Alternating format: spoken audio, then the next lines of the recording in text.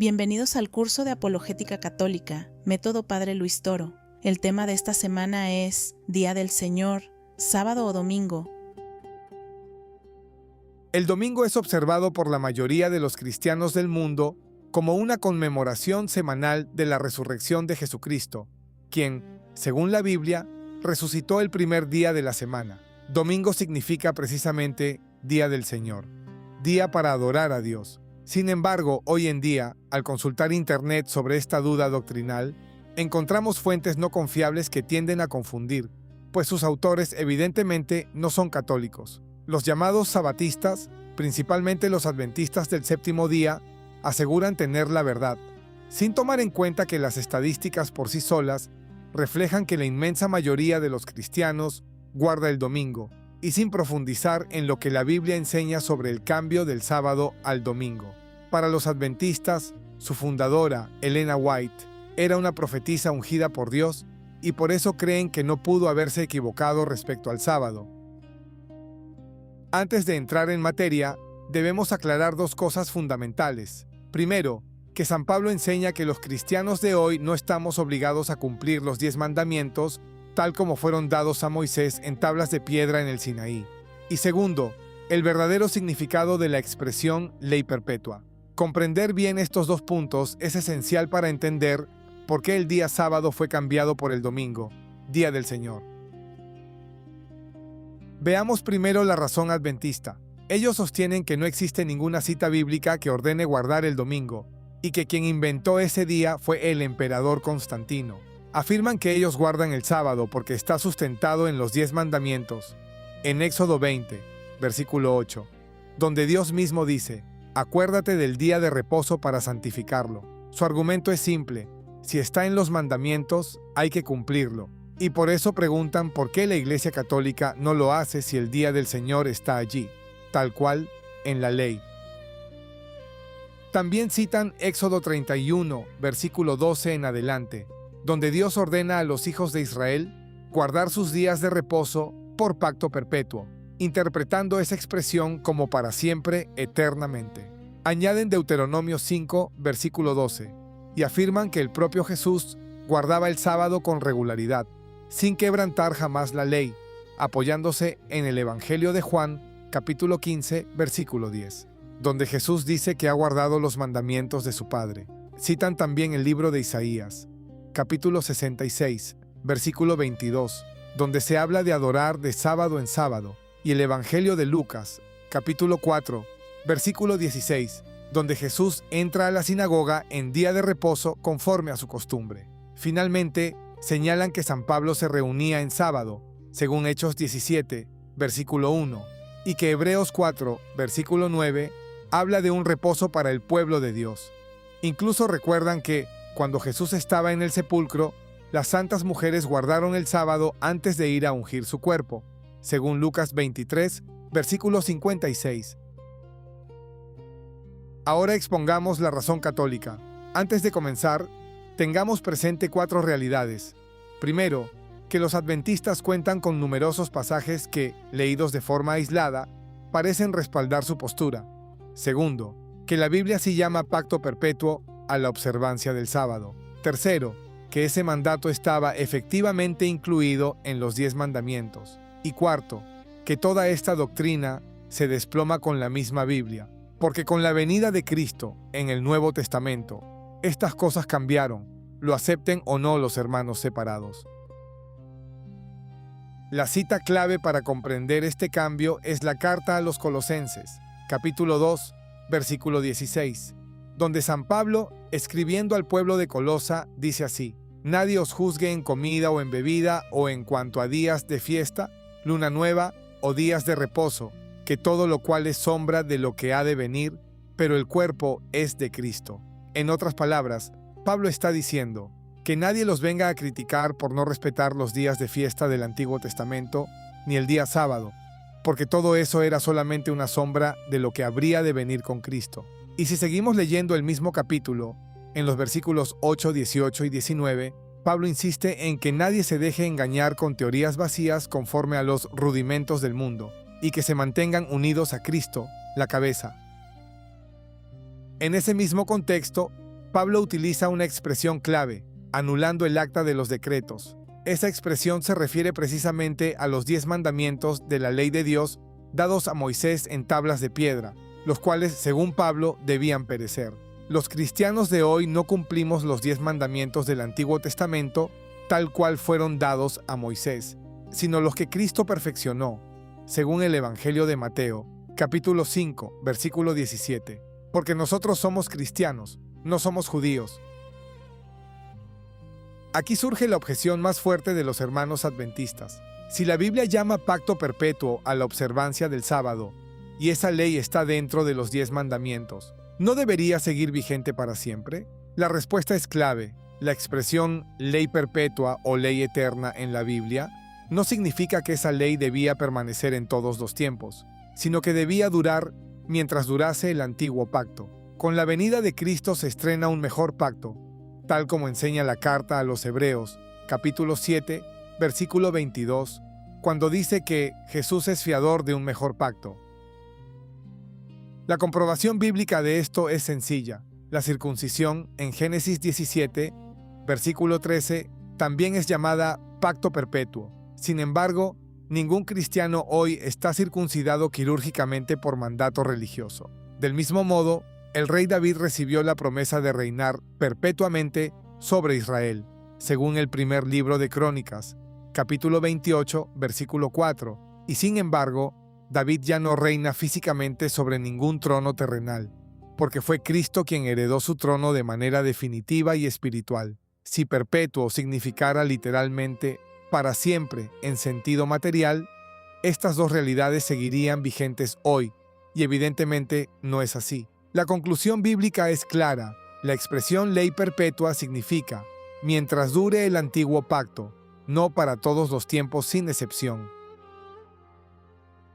Ante esto, algún adventista podría todavía preguntar, está bien, aceptamos que ley perpetua no significa para siempre, pero ¿cómo refutan entonces que el sábado está dentro de los 10 mandamientos? La respuesta católica es esta: la ley del sábado fue cambiada. Los cristianos no cumplimos los 10 mandamientos dados en tablas de piedra a Moisés, sino los mismos 10 mandamientos, pero perfeccionados al modo de Jesucristo, quien además agregó el mandamiento nuevo del amor. Un buen ejemplo de esta perfección lo encontramos en el mandamiento contra el adulterio. En Éxodo 20, versículo 17, la ley hablaba solamente de no codiciar la mujer del prójimo, dirigida a un solo género. Cristo, en Mateo 5, versículo 27, perfeccionó esa ley para que aplicara por igual tanto al hombre como a la mujer. Así, los católicos cumplimos los 10 mandamientos de la ley de Dios, pero en un mejor pacto, al modo perfeccionado de Cristo. ¿Y por qué los cristianos no cumplimos literalmente los mandamientos del Antiguo Testamento, tal como fueron dados? Porque, según Éxodo 20, versículo 22, aquel contexto era exclusivo para el pueblo de Israel, y porque, según explica San Pablo en 2 Corintios, capítulo 3, esas leyes escritas en piedra representaban un ministerio de muerte o condenación. Quien infringía una sola ley debía morir. Por eso debían ser perfeccionadas. Ahora con Cristo, contamos con el auxilio del Espíritu Santo para cumplir los mandamientos del Señor, ya no escritos en tablas de piedra, sino en tablas de carne del corazón, como bellamente lo expresa ese mismo pasaje paulino. Pasemos ahora a la segunda parte de este tema, las citas bíblicas que muestran concretamente el cambio del sábado por el domingo. Comencemos con Hebreos 4, versículo 9, que los adventistas citan sin su contexto. El versículo 8 aclara todo cuando dice que si Josué les hubiera dado el reposo del sábado, Dios no hablaría después de otro día distinto de descanso. Veamos ahora si el Señor resucitado reprende a sus discípulos por reunirse el día siguiente al sábado, es decir, domingo. El Evangelio de Juan, capítulo 20, versículo 19, narra que la noche de ese mismo día, el primero de la semana, estando las puertas cerradas por miedo a los judíos, Jesús se presentó en medio de ellos y les dijo, paz a vosotros. Observemos que Jesús no los reprende por reunirse en domingo. Al contrario, los saluda con su paz. Y 8 días después, en el versículo 26 del mismo capítulo, que también cae en domingo, Jesús vuelve a aparecerse de la misma manera, sin ningún reproche. La conclusión es evidente. Jesús no tiene ningún problema con que la iglesia primitiva se reúna a adorar precisamente en domingo. El libro de los Hechos, capítulo 20, versículo 7, confirma también que el domingo es el día del Señor cuando narra que los discípulos se reunieron el primer día de la semana para partir el pan, es decir, para celebrar la Eucaristía, mientras Pablo les enseñaba hasta la medianoche. La primera carta a los Corintios, capítulo 16, versículo 2, añade que cada primer día de la semana, los fieles debían apartar una ofrenda según hubieran prosperado, tal como hacemos hoy los católicos con la colecta dominical en la Santa Misa.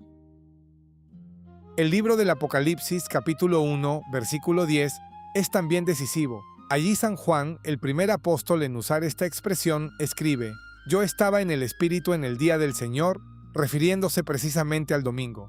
Y el profeta Isaías, siglos antes, ya había anunciado que Dios rechazaría el sábado judío, cuando en el capítulo 1, versículo 13, pone en boca de Dios estas palabras: «No me traigáis más vana ofrenda, luna nueva y día de reposo, el convocar asambleas, no lo puedo sufrir».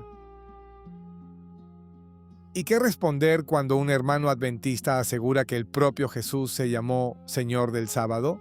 En Mateo 12, versículo 8, hay que leer el contexto. Los discípulos arrancaban espigas para comer en sábado, y los fariseos se molestaron. Jesús les respondió que Él, siendo Dios, es el dueño del sábado, y puede disponer de él según su voluntad.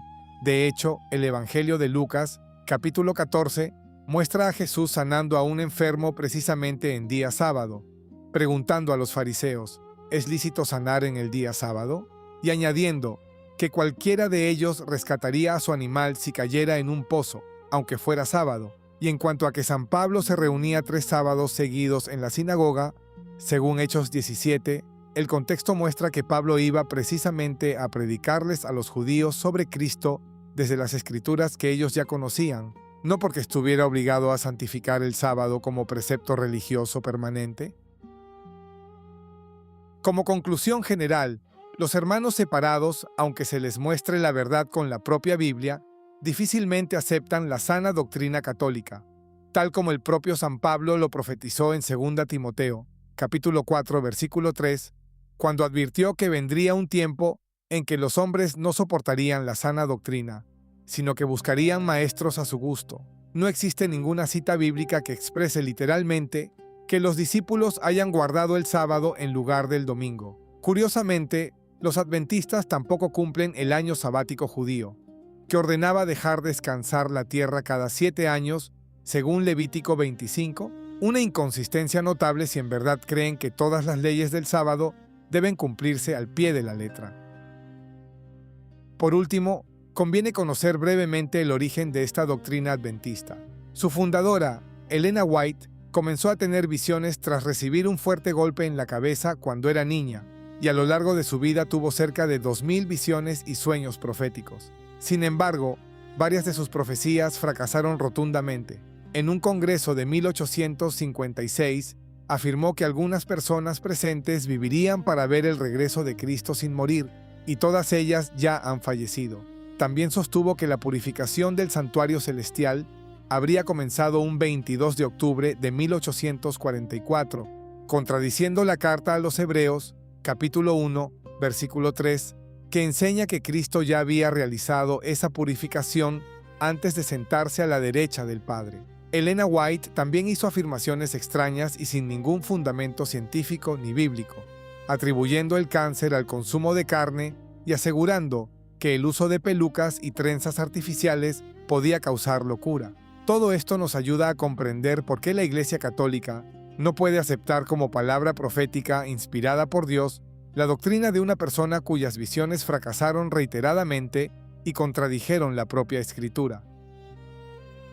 En definitiva, la Biblia, leída como un todo y no en versículos aislados, nos confirma con toda claridad que el día del Señor para los cristianos es el domingo, en memoria de la resurrección de Cristo, y que la observancia del sábado, propia del antiguo pacto, fue perfeccionada y transformada con la llegada del Mesías. Hasta aquí llegamos por hoy. Te esperamos en el siguiente tema. Que Dios te bendiga, paz y bien.